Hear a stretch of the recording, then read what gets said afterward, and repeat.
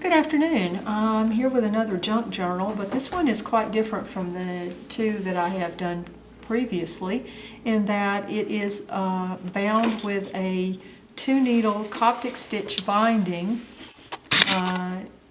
and has covers made out of bookboard that have been decorated with metal findings, stencils that have had texture paste put through them, some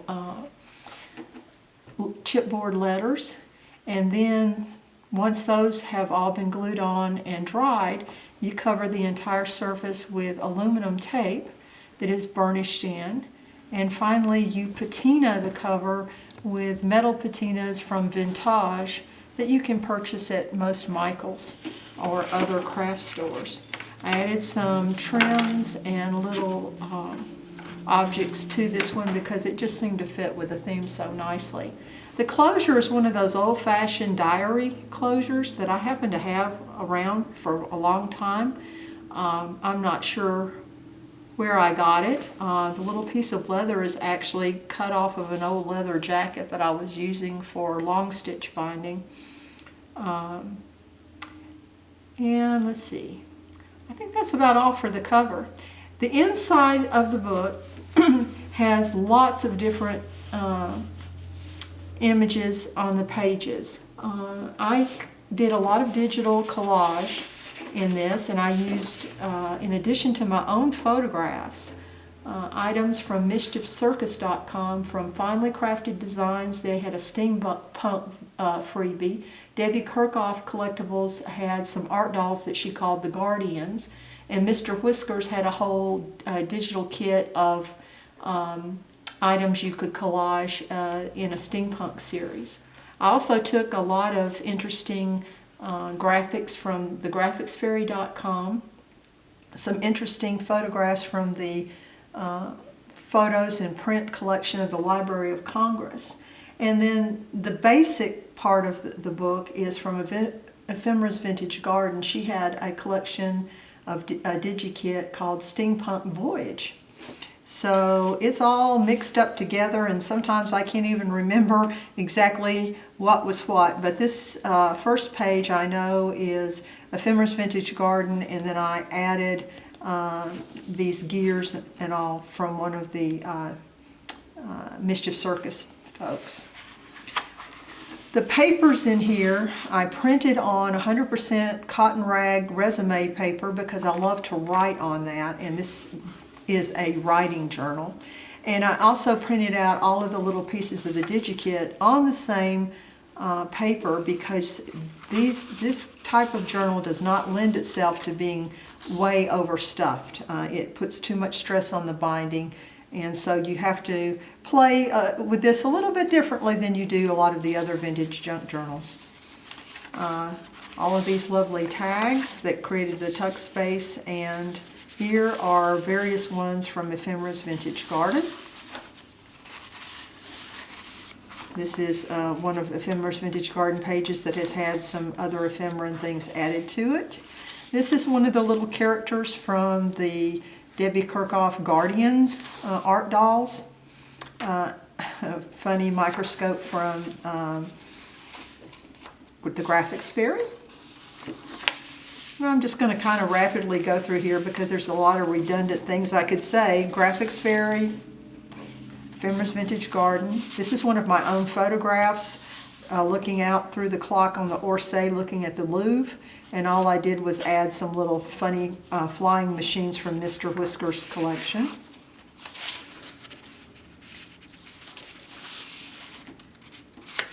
These writing pages, I'm not sure if that was actually from the Steampunk collection. I have so much Ephemera's Vintage Garden, and I intertwine the different kits. But this is one of her plain writing papers, and if it isn't in the Steampunk kit, you can find it elsewhere. More Graphics Fairy. This is one of the pockets and little cards from Ephemera's Vintage Garden.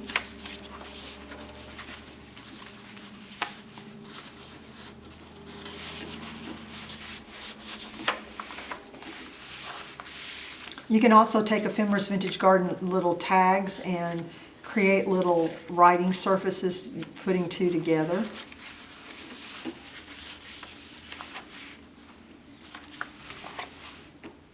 This is some imagery, and there's others in here that are actually from old drawings from Da Vinci that I had in a book, and I just scanned in and kind of used them because they fit the theme.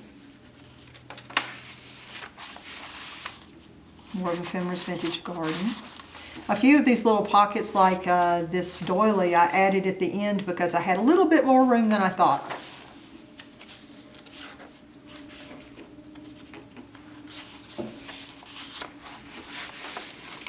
Lots of little ephemera pieces from Ephemeris Vintage Garden.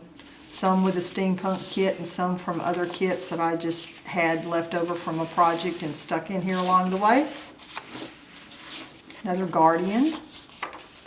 A little flip.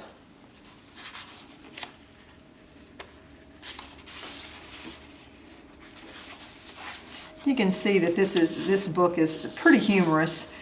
Some of the flying machines and things that are included. But it's just a fun theme to work with and totally different from my usual roses, lace, teacups, that kind of thing. So it makes me spread my wings just a little bit. This is one of the little envelope writing spots from Ephemeris Vintage Garden. This is one of where I took one of the pages and superimposed my picture of the Eiffel Tower on top of it.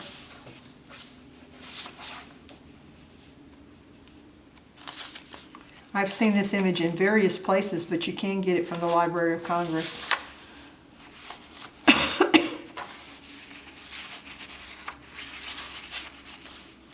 This is a picture I took on one of the bridges over the Seine and added one of the crazy flying machines to it. You can take the Graphics Fairy black and white clip art and turn it into digital brushes that you can then apply to pages, kind of like you would a rubber stamp, only you're doing it in your photo editing software. And I did this on some Ephemeris Vintage Garden writing pages.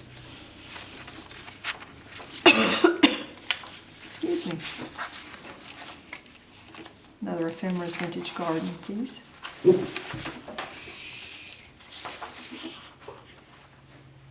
Adding a picture of the clock from Prague onto one of the Ephemeris Vintage Garden pieces.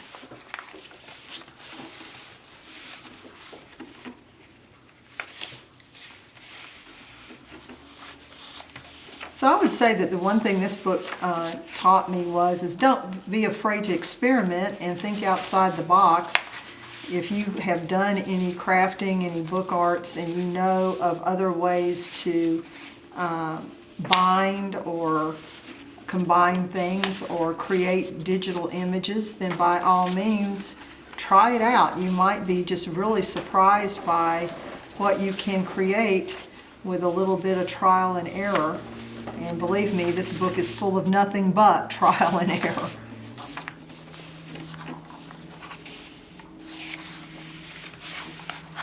Another one of Ephemeris Vintage Garden pieces.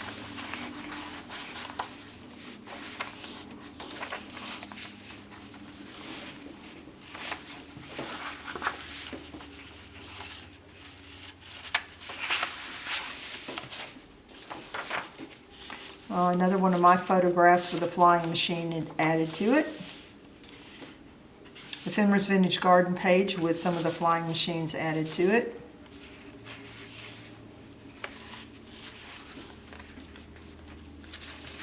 This is one of the more hilarious photographs that you can find on the Library of Congress site. Men and their machines.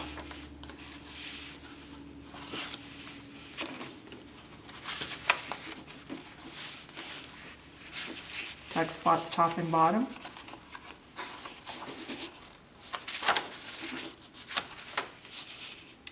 And the back cover is done exactly like the front cover with the texture paste through various stencils. And you know, like this is a dot stencil from Tim Holtz. All I did here was put a little texture paste in and then press in hardware cloth from Lowe's and create this little square pattern. Thank you very much for taking the time to watch.